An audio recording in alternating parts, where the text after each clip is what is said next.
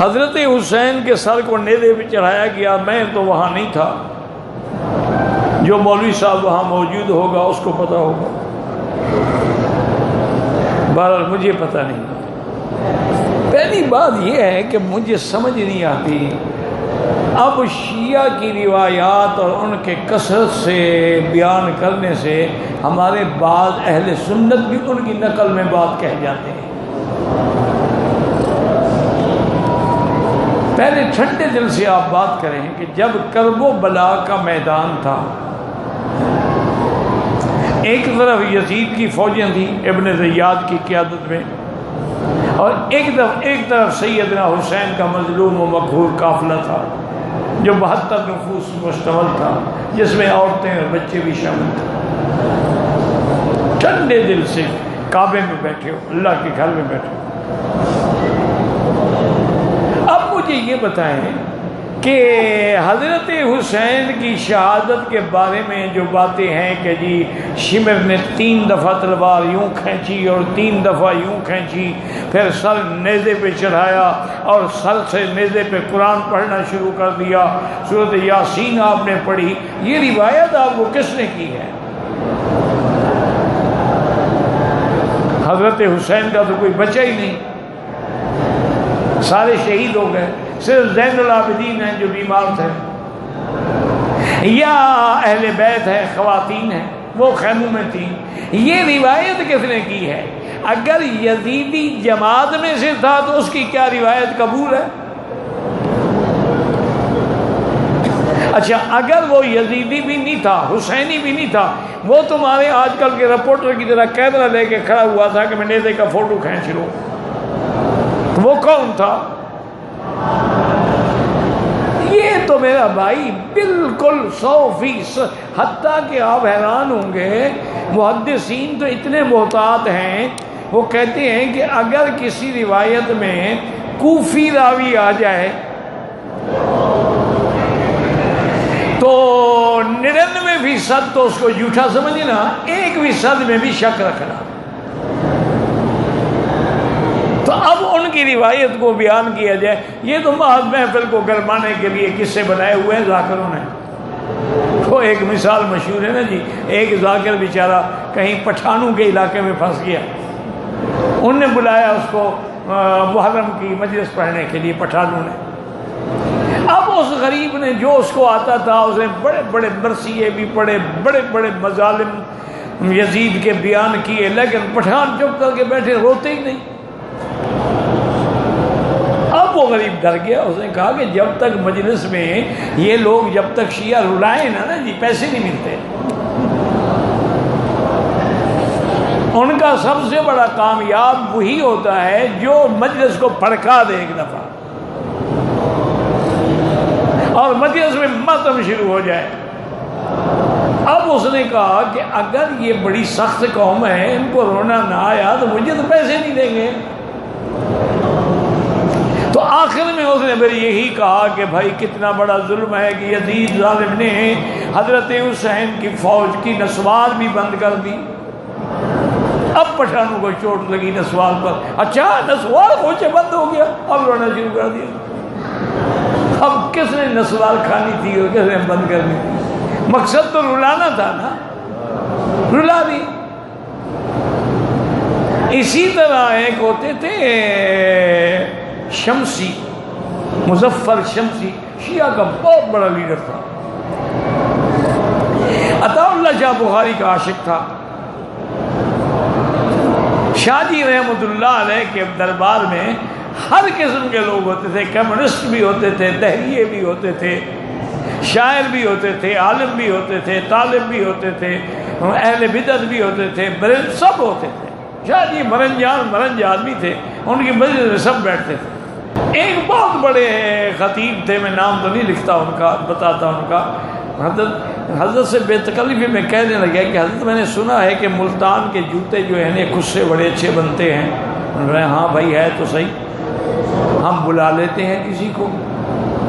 ان نے کسی کو بلایا، موچی کو، اس نے حضرت کے پاؤں کی پیمائش لے لی۔ اس نے کہا حضرت ایک دن میں اچھی چیز تو پھر کم سے کم ایک ہفتے میں بنے۔ انہوں نے کہا ٹھیک ہے میں ہفتے کے بعد آ کے لے لوں گا۔ جب جانے لگا تو دیکھو حضرت اجازت اگر ہو تو ہمارے اپنے گھر میں گائیں بھی ہیں، بھینسیں بھی ہیں، ہم خود اپنا خالص گھی بناتے ہیں، اجازت ہو تو میں آپ کے لیے کچھ گھی لے آؤں۔ اور میں نے کہا ٹھیک ہے، تم میرے دوست ہو، دوستوں سے تو میں لیتا ہوں۔ وہ جب ہفتے کے بعد آئے نا جوتے دینے کے لیے تو حضرت نے اس کو خط لکھا کہ گھی لے کے آ جاؤ، جوتے تیار ہیں۔ اب ایک محاورہ تھا نا کہ گھی لے کے آ جاؤ، جوتے تیار ہیں، تمہیں مارنے کے لیے تیار ہیں، پہنانے کے لیے تیار ہیں۔ تو اس لیے ہمیشہ یاد رکھیں یہ باتیں ہیں، اختر کی بات کا لوگوں نے افسانہ کر دیا، ورنہ اختر کی بات کچھ بھی نہ تھی۔ حضرت حسین مظلوم تھے، شہید ہو گئے، اس میں کوئی شک نہیں، لیکن اب ان کی شہادت کو ایسا رنگ دینا کہ آپ کی بیویوں کا نعوذ باللہ پردہ نہیں تھا، بغیر پردے کے ان کو چلایا گیا۔ انا للہ و انا الیہ۔ آپ کو پتہ ہے یزید کی بیوی تو ان کی قریبی رشتہ دار تھی، اس نے جب پتہ لگا کہ حضرت حسین کے گھر والے آئے ہیں تو اس نے تو وہاں سے ایسی چیخ ماری کہ یزید ڈر گیا، کیا ہو گیا؟ انہوں نے کہا اہل بیت رسول کا یہ عالم ہے۔ تو اس لیے بہرحال وہ مظفر شمسی کہنے لگا، انہوں نے کہا کہ حضرت ایک مجلس میں بہت بڑے بڑے لیڈر آئے ہوئے تھے، اب سب نے قصہ بیان کر دیا کربلا کا، آخر میں میری تقریر تھی، کوئی موضوع رہ نہیں گیا، میں کیا تقریر کروں؟ آخر میں نے یہی سوچا کہ چلو جی میں پھر لاشوں سے شروع کرتا ہوں کہ حضرت حسین کی لاش کیسے اٹھائی گئی، نیزے پہ کیسے لٹکایا گیا۔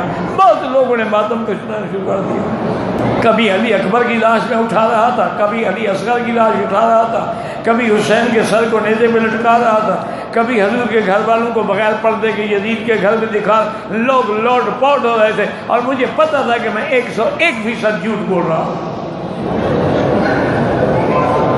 اس لیے حضرت گزارش یہ ہے کہ ایسی باتیں نہ کیا کریں، یہ تعریف نہیں ہوتی، اس میں تنقیص کا پہلو نکلتا ہے۔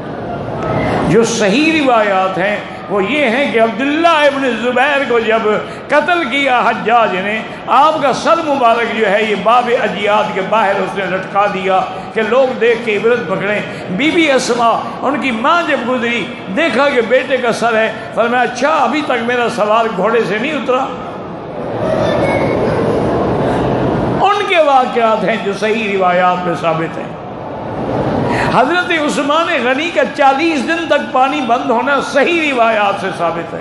حضرت حسین کے بارے میں تو اختلاف ہے، بعض محققین نے تحقیق کی ہے کہ جب حضرت حسین چلے ہیں کربلا تک، پہنچتے ہی شام تک شہید ہو گئے تو پانی کب بند ہوا ہے؟ انہوں نے سفر گنا ہے کہ کتنا سفر ہے اور ایک آدمی ایک دن میں کتنا سفر کر سکتا ہے۔ اسی طرح جیسے آپ کے ملک میں کراچی سے لے کر طورخم تک محرم میں گھوڑے نکالے جاتے ہیں، دلدل نکالے جاتے ہیں، حضرت حسین نے تو اونٹوں میں سفر کیا تھا، گھوڑا تو کوئی تھا ہی نہیں۔ یہ کہاں سے لے آئے ہیں دلدل شریف؟ تو اس لیے یہ ڈرامے ہیں، اور انہی کو دیکھ کر لوگ جو ہیں اسلام سے بدظن ہو جاتے ہیں۔ ایک انگریز وائسرائے گورنر پنجاب جو ہے وہ مقرر ہو کے آیا، اچھا اتفاق کی بات ہے کہ وہ 10 محرم کا دن تھا، وہ لاہور اسٹیشن پہ جب اترا تو دیکھا کہ لوگوں نے کالے لباس پہنے ہوئے ہیں اور زنجیریں مار رہے ہیں، مٹیاں سر پہ ڈال رہے ہیں اور سینے پہ تھپڑ مار رہے ہیں، منہ پہ تھپڑ مار رہے ہیں۔ وہ غریب ڈر گیا، اس نے اپنے ADC سے پوچھا کہ کیا ان کو میرا گورنر بننا نامنظور ہے، اس لیے احتجاج کر رہے ہیں؟ اس نے کہا نہیں حضرت، یہ آپ کے گورنر بننے کا مسئلہ نہیں ہے، یہ تو اپنے ہیرو حضرت حسین کا ماتم کر رہے ہیں۔ انہوں نے کہا اچھا کب شہید ہوئے؟ انہوں نے کہا حضرت وہ تو 1200 سال سے بھی زیادہ گزر گئے۔ انہوں نے کہا ان کو آج خبر پہنچی ہے، یہ آج جو ماتم منا رہے ہیں۔ انہوں نے کہا حضرت نہیں خبر تو ہے بس۔ انہوں نے کہا پھر اس قوم کو کبھی اقتدار بھی نہیں ملے گا، یہ ہمیشہ اسی طرح مار کھاتے رہیں گے کہ جن کو اپنا ہیرو بھی کہتے ہیں پھر اس کا ماتم بھی کرتے ہیں۔ جب حسین شہید ہے تو شہید تو زندہ ہوتا ہے، زندہ ہوتا ہے اسلام ہر کربلا کے بعد۔ اسی لیے ایک علامہ اقبال نے ایک شعر میں حق ادا کیا ہے کہ سرداد نہ داد دست در دست یزید،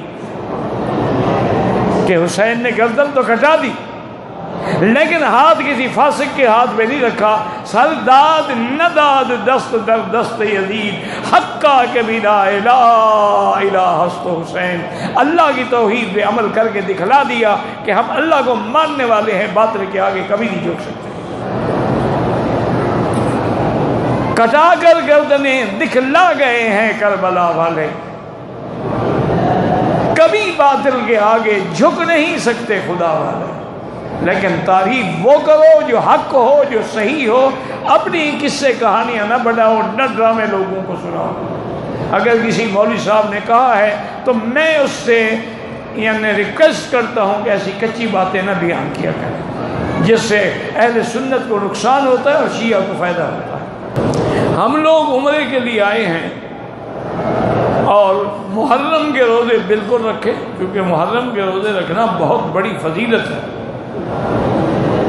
محرم جو ہے اس کو اللہ کا مہینہ کہا جاتا ہے، شہر اللہ المحرم، اور اس کے ایک روزے کی فضیلت اتنا ہے کہ 10ویں کا روزہ رکھو تو 1 سال کے گناہ معاف ہو جاتے ہیں۔ لیکن افضل یہی ہے کہ 9 اور 10 رکھو، یا کوئی 9 نہیں رکھ سکا تو پھر 10 اور 11 رکھے۔ میں سومو یومن قبلہ او یومن بعدہ، یا ایک دن پہلے رکھو ایک دن بعد، تاکہ یہود سے مشابہت نہ ہو جائے، یعنی تشابہ نہ ہو۔ اصل میں عاشورے کا روزہ تو یہودی رکھتے تھے،